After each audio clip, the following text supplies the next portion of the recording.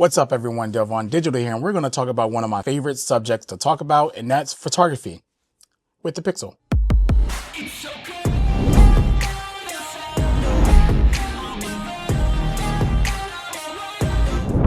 Now, because I know that I'm a professional photographer, I've been doing it for over 25 years, and I want to talk to you like a regular person when it comes to explaining raw files and actually how they work. So we're going to throw all that photography mumbo jumbo out of the window, and we're just going to have a conversation. There's two different file extensions that most people shoot in. That's RAW and that's JPEG. So when it comes to RAW, I'm going to explain, let me explain the JPEG first. It's a lot easier doing it that. When you get your new phone and you take it out of the box and you snap a photo, more than likely it's going to be set to JPEG. So let me just easily explain what JPEG is. This is the analogy that I love using when explaining this to regular people that don't know much about RAW and JPEG. Okay.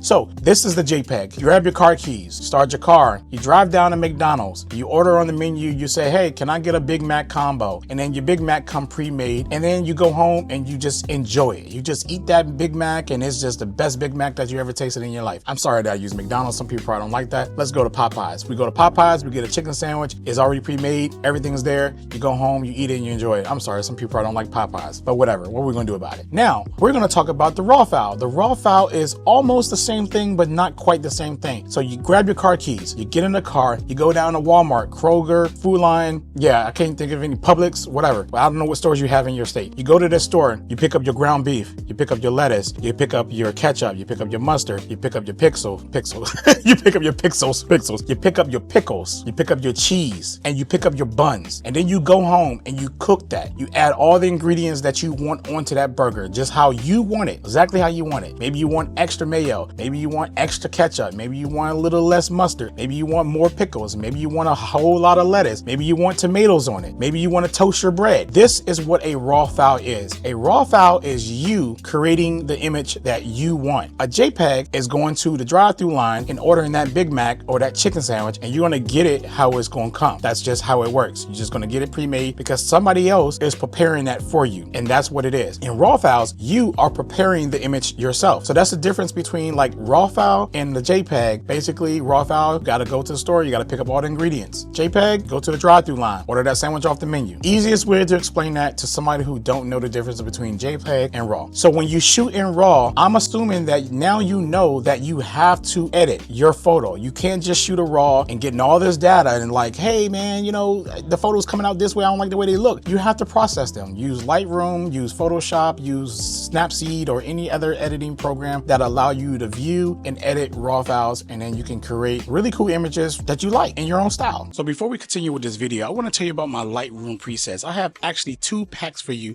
for Lightroom. So if you ever wanted to be a photographer or learn how to edit or get a good footing on how to start, my Lightroom presets will get you started. Each Lightroom pack contains 15 presets, different styles, different variations, different lighting conditions, just for you. And the best thing about presets is that you can edit with just one click of a button in most cases. Sometimes you might have to do a little bit of adjusting and tweaks and everything like that to really get the style that you want or the look that you're going for, but presets is a very good way to start. And the best thing about these presets is that they work with all variations of Lightroom, whether it's a tablet, a computer, a mobile phone, or whatever it is that you choose to edit on, they work. So if you're looking to grab these presets, all you got to do is go in that description down below, go ahead and hit that link and go ahead and get your pack, or maybe get 2 packs. Either way, my presets will help you edit better. So let's get back to what you came here for. So what I like to do with my Pixel, I like to set mine to RAW and 50 megapixels. That's like my default go-to, always at RAW 50 megapixels. But I also want to let you know there's like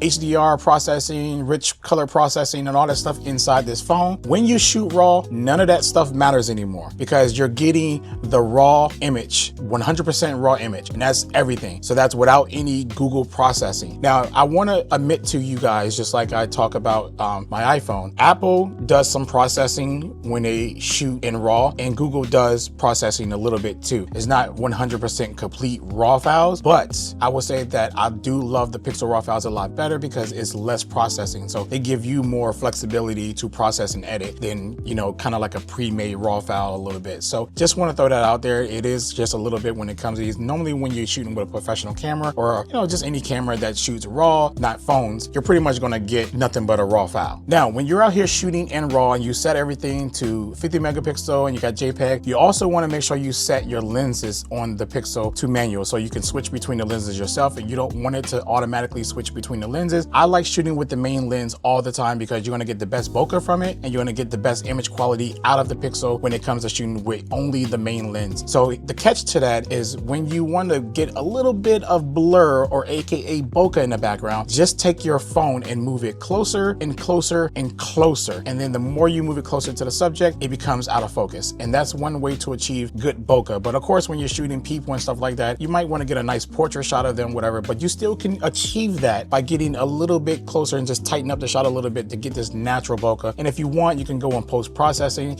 and just add a little bit more bokeh to it and it still looks natural. So I normally shoot with the main lens 99.9% of the time. I'm not a zoom guy and I'm not an ultra wide guy. Now, when it comes to my professional cameras, yes, I'm using professional lenses that actually have reach, but I do not like using digital zoom or even optical zoom in these, you know, these phones, because even with the optical zoom, it doesn't seem like your blur actually gets better because it's a different sensor size. So it's not like you're getting more bokeh in the background in the first place. You're going to hear me say blur and bokeh because bokeh is a word that we use in photography a lot, but blur, background blur, is something that the common user don't know about bokeh. They just say the word blur. So just for anybody who's watching, you may understand both, but some of you may not understand like background blur, like the little bit of blur that's behind me right now, you know, or bokeh, but bokeh with the bokeh balls. So the best way to achieve some really good pictures, at least from the Pixel or any other phone that you have, is that I use the manual controls in here. It actually has focus peaking, so it allows you to actually know what subject is in there with your lines up there. So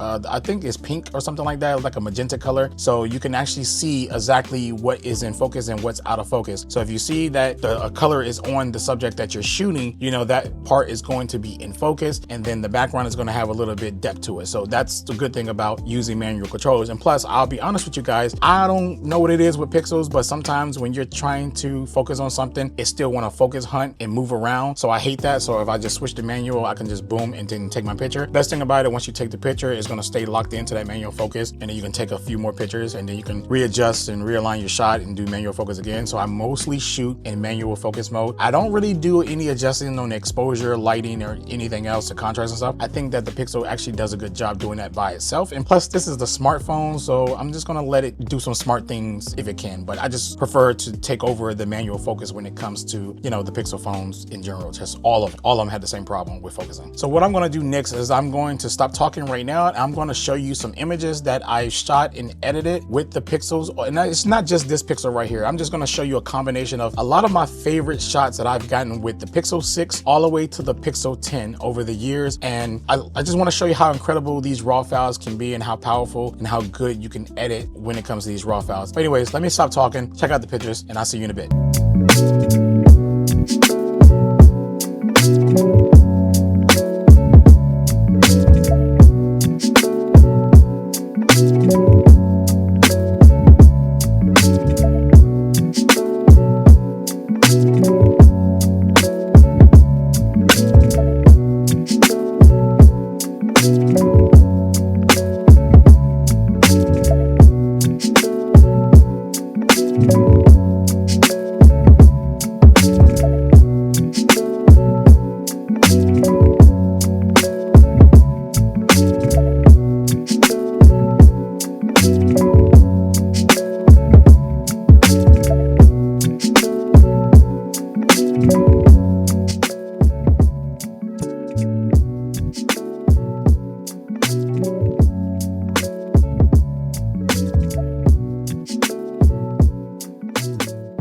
All right, so I really hope that you enjoyed those photos. Again, all of those was edited and processed, and I'll tell you pretty much I edit those in Photoshop because I'm a Photoshop person. I do have a process where I send them to Lightroom first. Normally I use Lightroom as a bridge to store my photos. I have the subscription, so I upload them to Lightroom and I have my presets, and I drop one of my presets up there, and then I send it to Photoshop and do all the extra detail editing. That's about it. I really don't like using Lightroom because I can't really control too much in there besides sliders. It has cloud storage where I can store my photos, and I can edit on my phone, I can edit on my iPad, I can edit on my Mac, my MacBook, or my Pixel phone, or my Pixel Fold. I can just go anywhere and I can just edit through Lightroom, and that's what I like. But I normally don't just edit on my phone through Lightroom. I mean, well, I only edit through Lightroom on my phone only because my phone doesn't have Photoshop. But when I'm out and about, I send it to Lightroom, then I send it to Photoshop because I'm using my MacBook. So that's pretty much me. I just want you to know that process because people might be questioning like, hey man, how do you edit photos? I use Photoshop, but Lightroom too. Just Lightroom is for presets, Photoshop is for everything else. So that's my process. With all that being said, I really hope that you got something out of this video. If you want to see more content like this, please hit that like, share, and subscribe button. And remember, I'll catch you in the next video.